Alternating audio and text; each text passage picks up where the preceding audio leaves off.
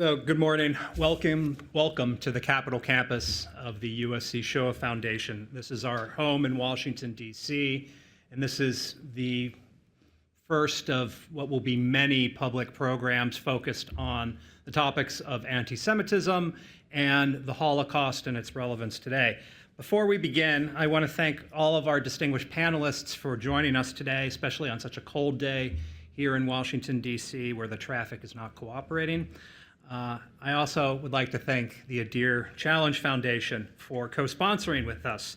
I first became aware of the Adir Challenge about a year ago when I met its remarkable and inventive founder, Moriel Lotan, at a meeting in New York. The Adir Challenge's approach struck me immediately as necessary and good. Essentially, they hope to establish an X Prize-like competition to harness technology in new ways, not relying on old hat, to push back against one of the world's oldest hatreds. I think we just lost the mic for a second, so hopefully everyone heard me say the word hatred. This is so critically important. The tendency in our field has been for far too long to try to reinvent the wheel. It hasn't worked. We need new approaches. Today's program would also not be possible without our supporters, particularly the Glazer Family Foundation and the Siegel Family Charitable Trust. Thanks to them and their unwavering commitment, we can support efforts that ensure open dialogue and cooperation between experts and institutions, enhanced by technology to counter hatred and anti-Semitism. Today, as you know, we're looking at the influence of technology on the rise of anti-Semitism, both in the United States and abroad. If we're honest with ourselves, this is a particularly scary topic at a very uncertain time.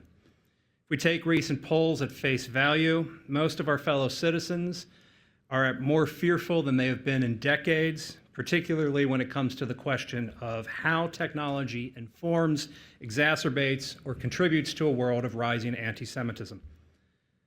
So, how do we move past this?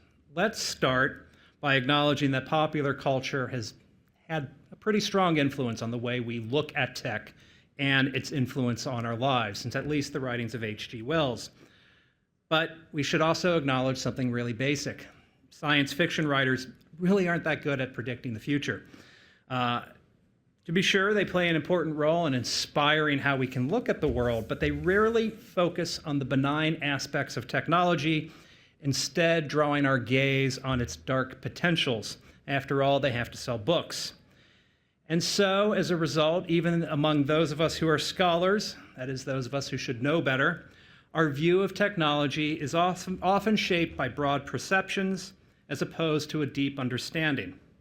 When it comes to AI, for example, most of us, what I would wager, imagine sentient robots come to life to wipe out humanity, when in truth, that technology seems to be trending toward a future of cobots, that is, collaborative robots that work alongside people to make certain tasks easier or to free us up to address other critical matters.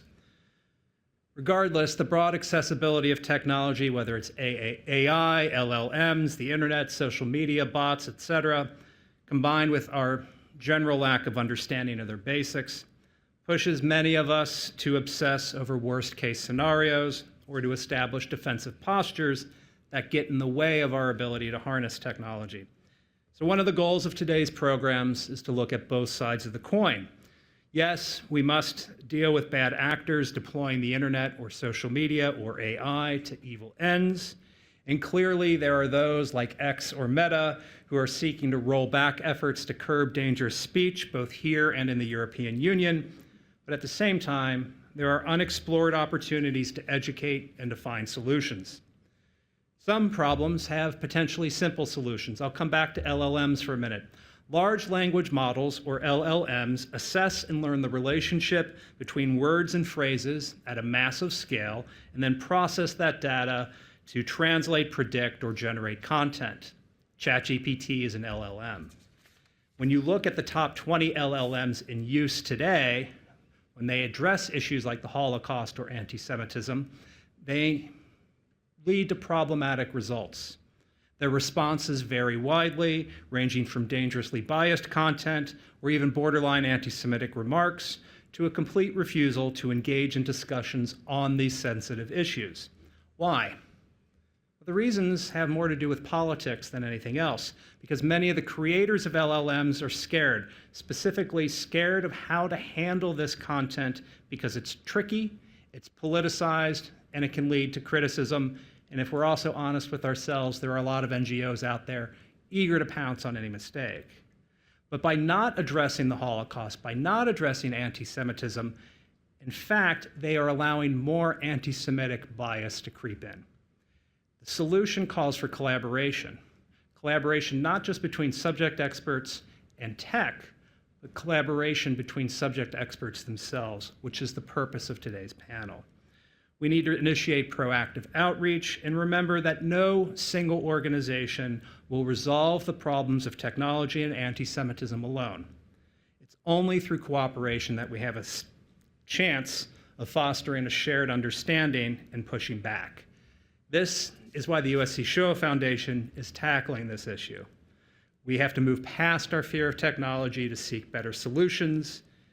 And when it comes to tech and anti-Semitism, remember that innovation probably won't lead to the Terminator any more than it will lead to R2-D2, but it could do both. Therefore, we have to harness it for our own ends. With that, please allow me to introduce on the third day of his job, the inaugural director of the USC Shoah Foundation's Countering Anti-Semitism Laboratory, Dr. Brian Hughes.